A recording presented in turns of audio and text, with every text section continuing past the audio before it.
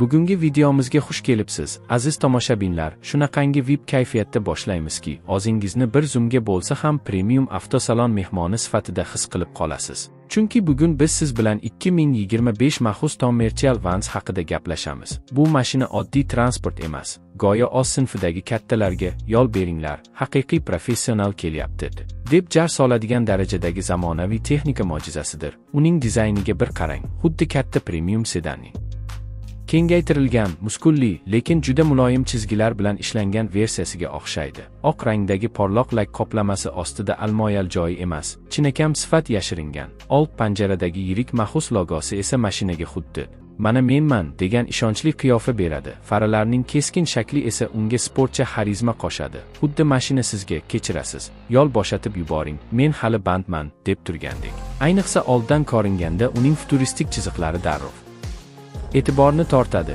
Go'yo dizaynerlar bir kechada emas, bir qancha kechalarni uxlamay, shu avtoda ideal mutanosiblikni topmoqchi bo'lib, nihoyat bu shaklni yaratgandek tuyuladi. Yon tomondan esa mashinaning uzunligi, sigimi va qattiqlik darajasi seziladi. Lekin shu bilan birga juda silliq, muvozanatli chiziqlar uni haddan tashqari og'ir ko'rinishdan asrab qoladi. Orqa tomondagi modern LED faralar va yana o'sha Maxus yozuvi esa mashinaga yuksak darajadagi tijoriy qat'iyat bag'ishlaydi. Xuddi ishlaringiz ko'p bo'lsa, men ularga tayyorman deganday. Ichki qismiga kirgan odam esa hayron qoladi. Chunki Maxus bu safar interyerni shunchaki qulay qilmagan, balki uni to'liq professional daraja bilan turbo qulaylashtirgan. Keng salon, ergonomik o'rindiqlar, zamonaviy boshqaruv paneli, katta multimedia displeyi, digital klaster, barcha tugmalar ideal joylashtirilgan. Qayerga qo'l cho'zsangiz ham aynan kerakli joydan topsangiz bo'ladi. Xuddi mashina haydovchining fikrini o'qiyotgandek.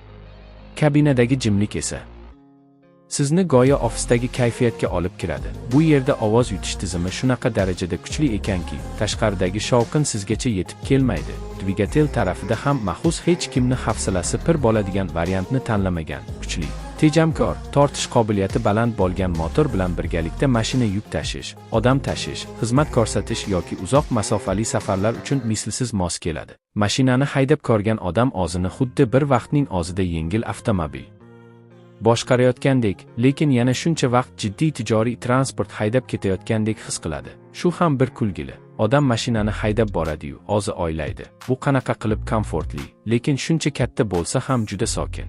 Juda qulay. To'xtab turganda esa uning past osilgan suspensiyasi, silliq yurishi va zamonaviy texnologiyalarni his qilasiz. Xuddi mashina o'zidan "Bo'pti, sen faqat yo'lda zavqlan, qolganini men qilaman" degandek. Xavfsizlik tizimlari esa alohida gap, chunki 2025 yilgi versiyada avtomatik tormozlash, charchoqni aniqlash, kor joyini kuzatish, yo'l chizigidan chiqishni ogohlantirish kabi funksiya bor. Bu esa Maxusni nafaqat zamonaviy, balki aqlli transportga aylantiradi. Umumiy qilib aytganda, 2025 Maxus Commercial Vans o'z sinfida ko'p narsani